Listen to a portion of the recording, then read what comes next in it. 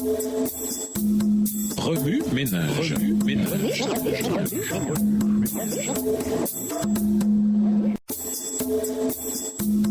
Remue ménage.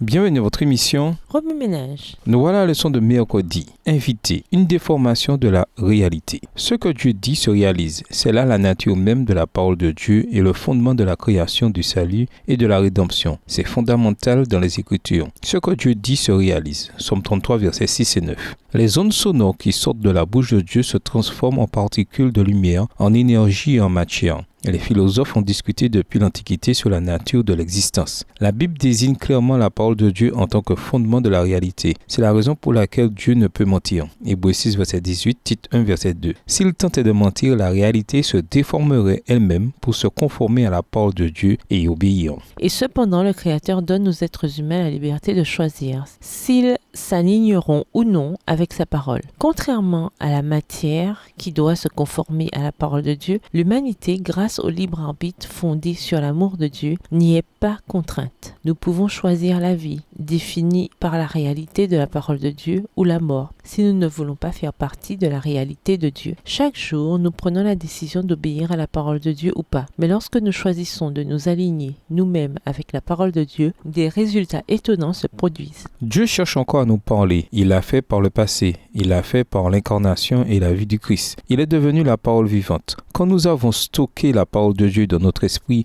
et que nous la revendiquons, elle continue de nous parler et de parler à travers nous. Les promesses divines ont pris place dans l'histoire biblique. En étudiant ces promesses dans leur contexte, nous apprendrons à nous en réclamer. Le fondement de ces réclamations s'enracine dans la foi, mais pas une simple foi en l'existence de Dieu, car même les démons croient qu'il existe. Jacques 2, le verset 19. Notre foi doit se fonder sur la bonté et la puissance de Dieu. Hébreux 11, verset 6. Les crises de foi sont imputables au fait de croire en la puissance de Dieu, mais pas en sa bonté. Ce qui nous amène à croire en un Dieu cruel, indifférent, puissant, terrifiant. L'autre extrême consiste à croire en un Dieu bon qui manque de puissance. On croit en un observateur bienveillant du type Père Noël qui, désirant intervenir dans les affaires humaines, en est absolument incapable. Les deux sont une corruption de notre vision de Dieu et détériore notre foi. L'histoire même témoigne de ces philosophies et de ces théologies compliquées et complexes qui tentent de décrire et d'articuler ces versions de Dieu. Mais Dieu est à la fois puissant et bon. Ce Dieu est accessible par la puissance de sa parole. Cela est pleinement mis en évidence par Jésus-Christ à la création, à la croix, à travers l'Église et à travers les crises et les témoignages de notre vie. De quelle parole de Jésus vous êtes-vous réclamé aujourd'hui? Remue ménage, quel parallèle voyez-vous entre l'intercession de Néhémie et celle du Christ?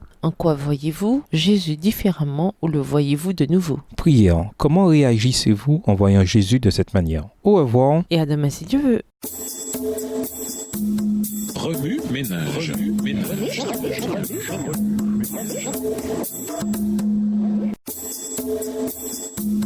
Remue ménage.